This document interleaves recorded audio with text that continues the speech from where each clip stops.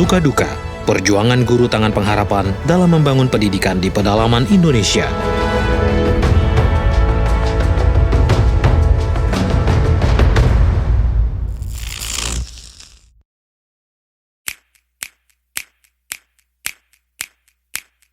Anda tahu bisnis apa yang tidak akan pernah mati? Benar, bisnis makanan. Setiap hari kita tidak bisa lepas dari yang namanya makanan. Untuk bisa bertahan hidup, kita butuh makanan. Makanan bukan hanya jadi sebuah kebutuhan hidup rutin, tapi menjadi sebuah bisnis, sebuah wisata, sebuah kenikmatan tersendiri bila kita bisa menjelajah jutaan cita rasa makanan yang memanjakan lidah. Mulai dari makanan pembuka, makanan utama, makanan penutup, makanan ringan, bahkan makanan yang sebenarnya hampir tidak tahu apa manfaatnya bagi sebagian orang. Lebih banyak sampahnya.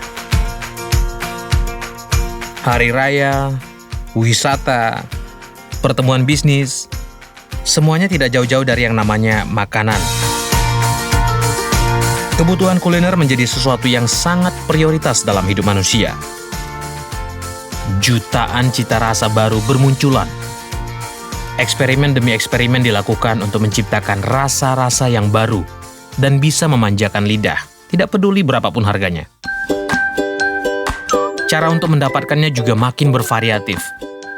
Zaman sekarang dengan bersantai di rumah, seseorang sudah bisa memesan dan menikmati makanan kesukaannya tanpa harus bersusah payah.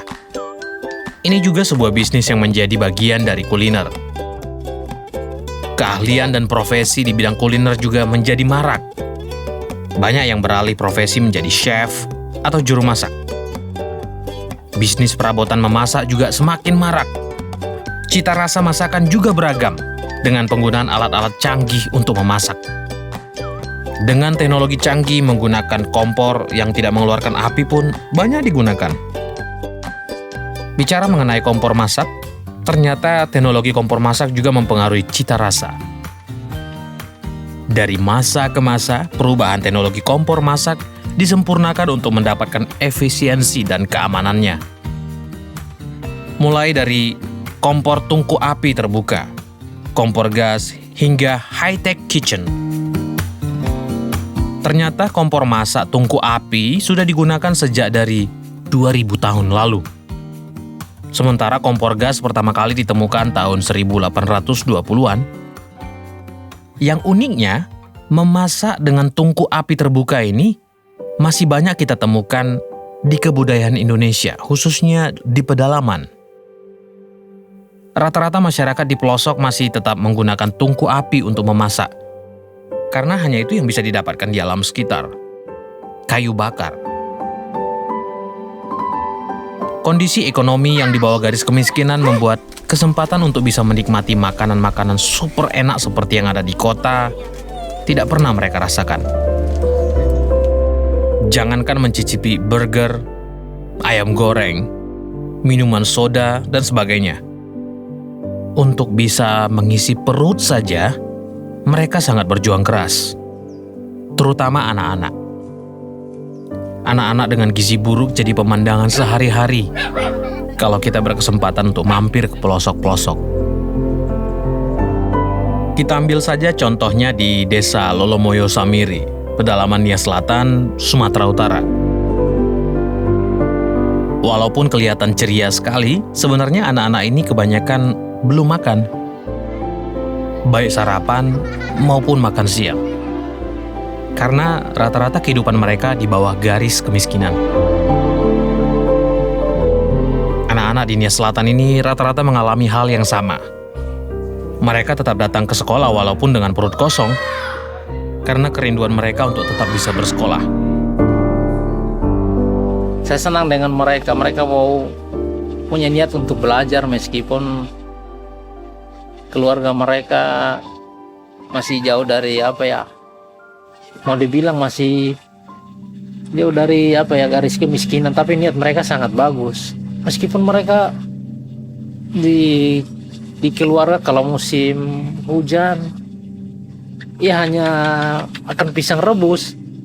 Itu mana pernah saya ke rumah mereka, kalau musim hujan hanya pisang rebus yang mereka makan. Tapi mereka, niat mereka, antusias mereka untuk belajar meskipun jauh, meskipun medannya sangat susah, semangat mereka tidak pernah hilang untuk bersekolah. Meskipun mereka harus jalan jauh, apapun yang terjadi mereka tetap datang. Itu yang saya senang dari mereka. Itu yang buat saya betah hampir 2 tahun di sini. Salah satu contoh anak ini, Fiderman Giawa, biasa dipanggil Uco. Dia tinggal dengan neneknya di desa Hilimbuasi, pedalaman Nia Selatan, Sumatera Utara. Terlahir dengan kondisi fisik cacat, tidak bisa berjalan dan berbicara. Neneknya berusaha merawat Fiderman agar bisa sembuh, karena ibu Fiderman sudah lama meninggal akibat sakit keras. Sementara ayahnya pergi merantau dan tidak pernah kembali. Dengan kondisi hidup yang tidak punya pekerjaan, neneknya merawat dia hingga mulai bisa berjalan dan bisa sedikit berbicara. Akhirnya Fiderman bersekolah di SD Negeri Hilimbuasi. Tapi sudah 2 tahun, dia tidak naik kelas karena kemampuannya tidak mencukupi. Ditambah lagi karena asupan gizi yang kurang karena sehari-hari dia dan neneknya hanya makan nasi kerak tanpa lauk apapun. Temannya, Lestari, yang tidak jauh dari rumahnya, juga tinggal dengan neneknya. Mereka hanya bisa makan nasi dengan lauk kelapa yang diparut dan dicampur dengan daun singkong rebus. Ini hanya sebagian dari anak-anak pedalaman yang kurang beruntung untuk bisa menikmati makanan mewah seperti yang dinikmati orang-orang di kota.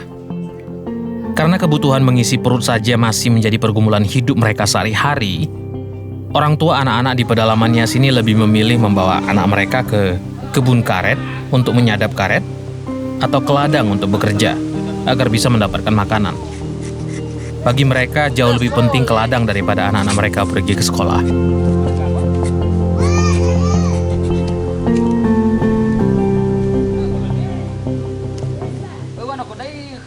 Ya, feeding yang dilaksanakan di sini karena berupa susu dan juga kacang hijau dan biskuit. Nah, karena di rumah mereka itu ya untuk makanan berat seperti nasi itu mereka sudah sering makan. Tapi untuk susu itu jarang. Bagaimana mau membeli susu kalau setiap hari menderes hanya untuk membayar utang? Ya, sehingga ya dengan adanya feeding, mereka sangat bersyukur karena ada penambah gizi buat anak-anak mereka. Karena ya paling mereka cuma makan sayur paku, kemudian daun ubi, ikan asin yang lebih banyak, dan juga super mie. Nah, super mie itu yang lebih banyak. Sehingga kalau ada feeding, itu mereka sangat bersyukur. Sehingga ada penambahan gizi buat anak-anak mereka. Itu setiap kali karena harganya murah, 1.500. Nah, jadi kalau mereka bawa uang, sudah mereka jajannya mie. Jadi mie-nya dimakan mentah. Bukan hanya anak-anak, kadang guru juga. Orang besar juga, orang dewasa. Jadi itu sudah menjadi budaya lah di tempat ini.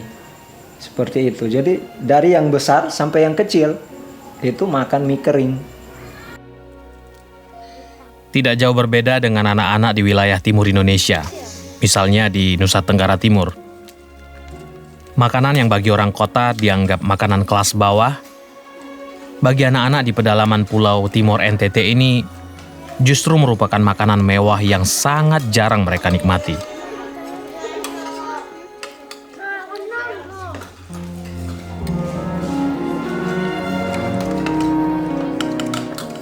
Sementara di pedalaman Sumba Timur, banyak anak-anak yang harus berjalan sangat jauh, berkilo-kilometer, untuk bisa ke sekolah tanpa sarapan. Bahkan tidak tahu mau makan siang apa. Karena untuk pulang ke rumah juga mereka harus berjalan kaki berkilo-kilometer.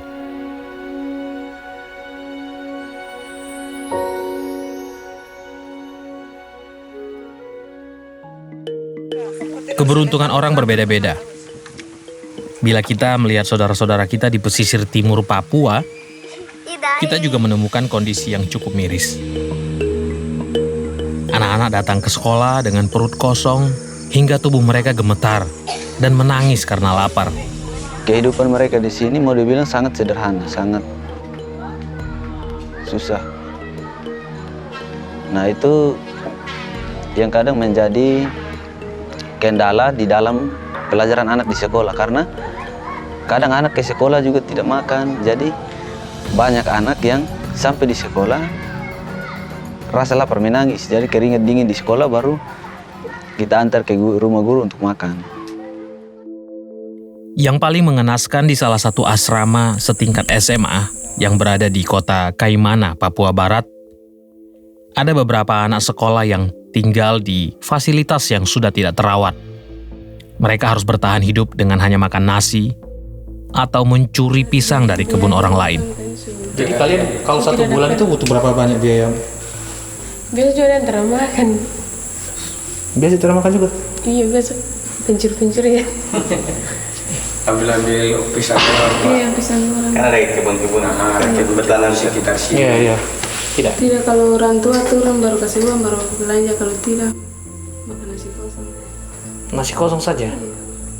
Sudah berapa sering kalian makan nasi kosong? Sudah banyak. Sudah banyak? Kalian makan apa di sini?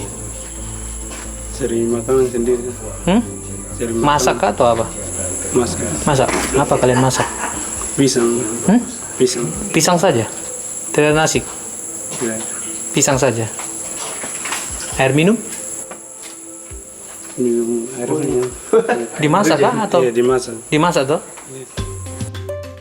Tangan Pengharapan dengan program Makan untuk Belajar sejak awal berdiri sudah memberikan makanan tambahan untuk anak-anak pedalaman di senter-senter Tangan Pengharapan di seluruh Indonesia.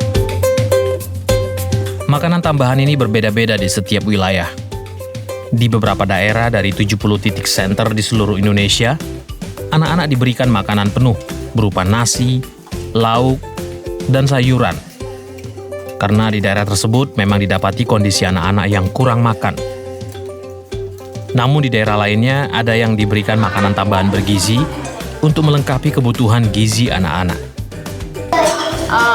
Program Feeding the Children ini sudah kami jalankan sejak tahun 2008. Memberi makan ribuan anak di seluruh Indonesia, dan setiap tahunnya anak-anak PAUD baru datang, dan kalau di total sebenarnya lebih dari 5.000 anak. Saat ini total ada 5.100 anak di 70 titik di seluruh Indonesia. Dan saya sangat berbahagia dan bersyukur kepada Tuhan karena dipercaya Tuhan untuk memberi makan ribuan anak-anak di Indonesia. Banyak suara-suara sumbang yang mengatakan kenapa kami kasih makan, harusnya dikasih pendidikan. Tapi kenyataan di lapangan, di pedalaman-pedalaman Indonesia, anak-anak sangat membutuhkan makanan bergizi untuk jadi anak-anak yang cerdas. Dan bagi saya pribadi, saya sangat bersyukur kalau Tuhan memberikan anugerah untuk memberi makan ribuan anak-anak Indonesia. 3 kali dalam seminggu Tangan Pengharapan memberikan asupan makanan tambahan kepada anak-anak sebanyak 5.000-an anak yang tersebar di 70 titik di seluruh Indonesia. Di saat kita merasa wisata kuliner merupakan hal yang sangat biasa, di sisi lain masih ada saudara kita yang menikmati makanan sangat sederhana ibarat sebuah kemewahan.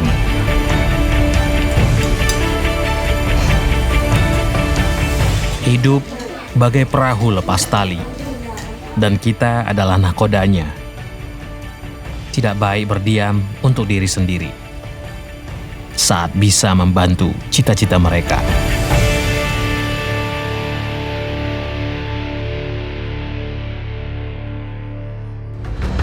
Terima Terima kasih Anda telah menonton tayangan Journey Tangan Pengharapan sampai selesai. Setulus hati mengucapkan terima kasih atas dukungan Anda bagi pelayanan Yayasan Tangan Pengharapan. Bagi Anda yang ingin berkontribusi dalam menolong 5.000 anak di seluruh Indonesia dalam pemberian makanan bergizi dan pendidikan cuma-cuma, Anda dapat menyalurkan bantuan Anda di nomor rekening yang tersedia di layar kaca Anda.